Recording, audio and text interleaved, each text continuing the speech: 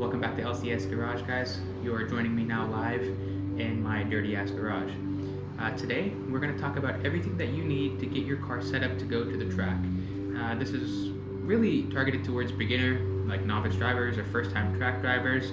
I myself am a beginner, but I've been to the track enough to kind of know what to look out for, what typically goes wrong, what fails. And this is a really, really simple, easy way to hopefully ease your stress about going to a track. I know it's kind of intimidating at first because you're thinking it's a racetrack, everyone's going to be flying around you and passing you, and then it's going to be hard on your car. But the reality is, your local track day, HPDE kind of events are really easy, they're really approachable, and it's a great way for you to really enjoy your car. So I highly, highly recommend looking into them. I know obviously with the quarantine, a lot of these things are canceled, but hopefully in the future this will serve you well. But before I got into doing track days, I always thought that I needed basically a million different things to set my car up to even allow me to go to a track. But the reality is you don't need that at all. All you need is a car and a helmet. So car, which in this case obviously we have the Miata. Yes, I know, I still have not finished unplastic dipping the car. I've made actually zero progress since our last video, and that's because it's been super, super cold here in New York. It actually snowed like 3 days ago. But that's besides the point. So you need a car, and sometimes you can even just rent that at the track or club. And the second thing you need is a helmet. Typically DOT or Snell. Every club has different specifications, but as long as it's like DOT and Snell approved, then you should be good to go. There's different year ratings. Most people are doing like 2015 plus year ratings in order for it to be safe. And that's really the only thing you need to get on the track. Especially if you have a newer car, you're good to go. You don't need to worry about upgrading your brakes or your suspension or any of that stuff. Just get out there and put that money towards paying for a track day, which I know they can be kind of costly. The three things, I would say, it boils down to only three things that you really need to check before and after each track day would be your oil, very important, save your motor, your tires, and your brakes. So we'll get into each of those now. For your oil, it's very basic. Hopefully everyone knows how to check the oil, but if you don't, there's typically a dipstick on the side. Some cars you need to have warmed up. There's like different sequences, but on a Miata, just check it. And we have oil. It's right under the full, nowhere near low. We'll do it again just to double check.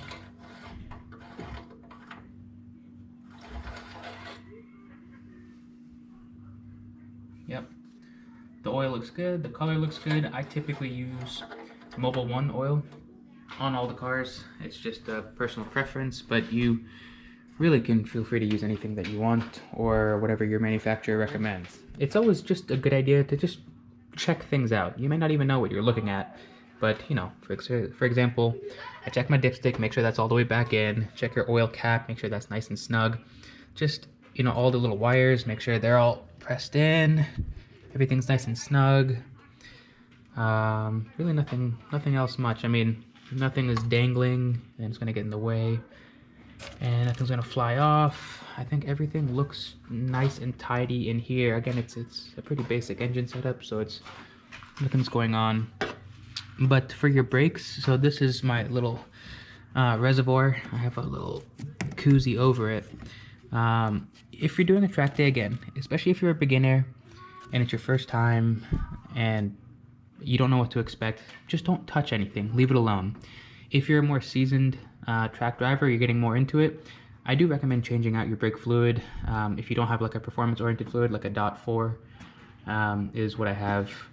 Actually, I think I have like the Motul whatever 660. I forgot all the specifics. All right, cool.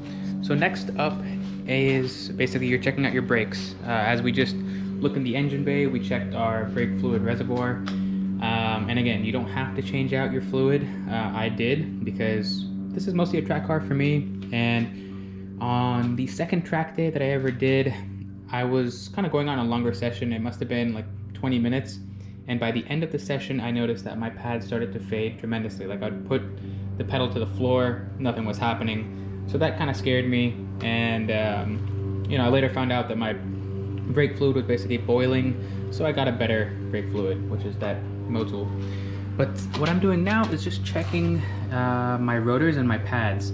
Again, most of you don't have to do this, but it's kind of good practice before a track day.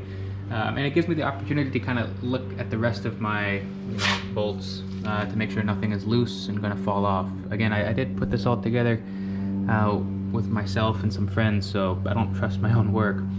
But the way I look at the rotors, I guess everyone might have their own little way, but I'm looking for scoring. Basically, if there's it depends on the brake pad you have. Certain pads will have indicators on them. It's kind of hard to tell, but you check your pads, and you can check the thickness of your pads. These pads are somewhat new, only a couple track days, so I know they're fine. And they look pretty decently thick too.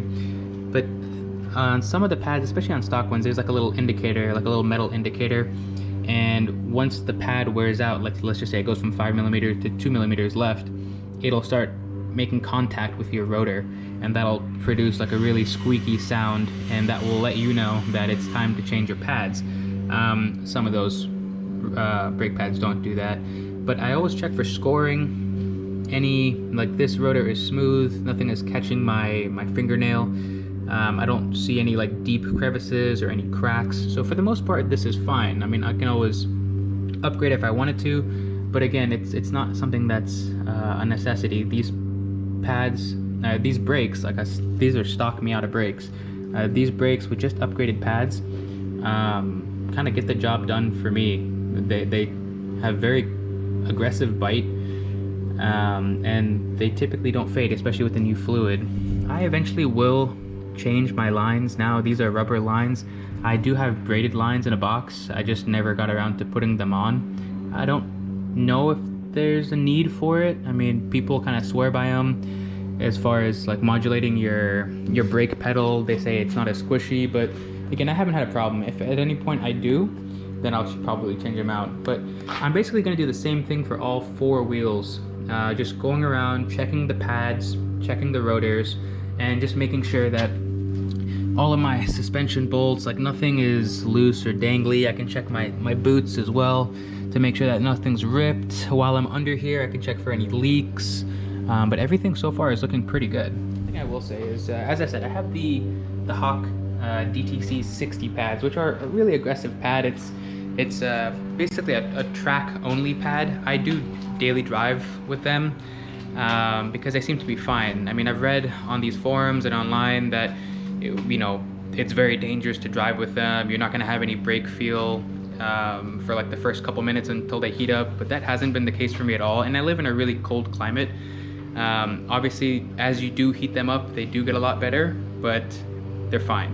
The only downside to them is brake dust. This is, I mean, I cleaned these wheels actually not long ago, and as you can tell, this is no track driving at all. This is just daily driving. I made the unfortunate mistake of getting a white wheel, and these are just covered in brake dust. And the thing about these Hawk pads in particular, the DTC 60s, is that the brake dust is corrosive, I guess. You can see on my wheels that I'm about to put on, my track wheels, that it's just surface rust that I left basically the dust on for months. I barely cleaned the car, but I left the brake dust on these wheels and it just kind of corroded it. So now I'll have to, scrape it, resurface it, and refinish these wheels. So it's important that if you have an aggressive track pad, to wash your car, especially your wheels, especially after a hard track day.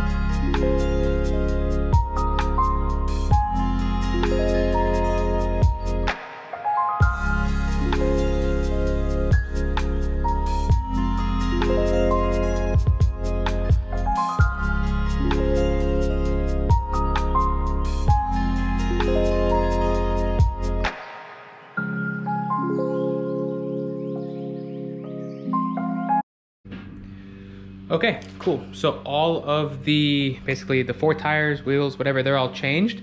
I have them switched from my winter setup to my, I guess, daily or track setup.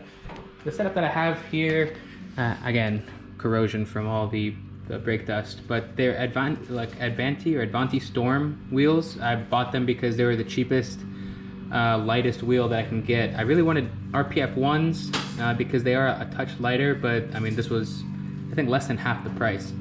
The tires that I went with are the Hankook, the RS4s.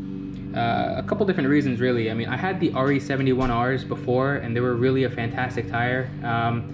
If you're gonna be kind of shooting for like those best lap times and you want a street tire, I guess, you know, like not a slick, then I would recommend those over this. But this RS4 tire lasts, I would say, 2 to 3 times longer. I have a couple track days on these so far, and they barely show any wear.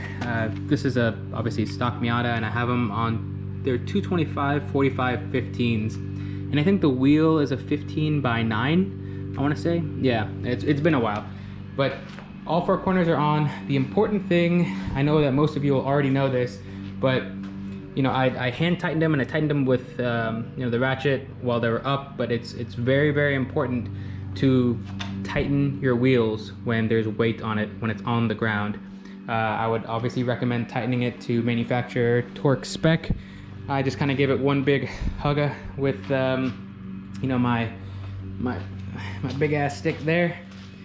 But that way I know so far everything is good. So again, so far we've checked the oil, we have checked the brake pads and rotors, we've checked the brake fluid, and I've made sure that basically all of my little suspension components and all of my little things in the engine bay aren't gonna fly off. I checked the radiator, and everything so far is looking good. So I'm just going to tighten up my lugs, very important. And then super, super important to check your tire pressure, especially if you're like me and have an extra set that's been sitting for a while. So again, to recap, we checked the oil, looks good. We put on the my track setup, my wheels and tires. And the last thing we're gonna do is check our tire pressure. I just bought one of these cheap digital things on Amazon. I like the digital stuff. Sometimes those gauges are inaccurate. I'm not actually sure how accurate this is, but it's been fine so far. I tend to overinflate at first. Just, again, I can always go down at the track. I don't bring my compressor with me, so I can't go up, obviously. So I'll overinflate it. I'll run it at like 30 PSI, 33 PSI on the road. And then depending on the track or the conditions, I tend to deflate my tire pressures anywhere. Again, it depends on the tire too, but I'll go down in increments of like 5, and then like 3, and then 2. I typically end up near like the 20 PSI range when it's warm. But it's important to not just check your tire pressures before you drive, but also at the track before you start driving, and after each session as well. Because as you know, as the tires heat up, your PSI will increase, so you can always adjust it on the fly. And the same thing goes for your lug nuts. Again, I adjusted them now. They seem nice and tight, but I will definitely check them again before hopping on the track, and after each session from there. So before heading off, I always have a little baggie with me, and that baggie is, I mean, there's my helmet baggie, but that's just a little bag of tools. And it's just the basic things. I mean, I have like a little socket set, the most commonly used ones, especially on this car. It's like I think a 19 for the wheel. You always need 10s, 12s, and 14s. A little Allen keys. I've actually never had to use this. Just a small cheap spanner. I mean, all of this stuff should be like relatively cheap, just in case you lose it or it gets stolen at the track. But like, this is like Harbor Freight kind of stuff. Should be good to go. Obviously, make sure you have gas. But the next time you'll see me, I should be at the track.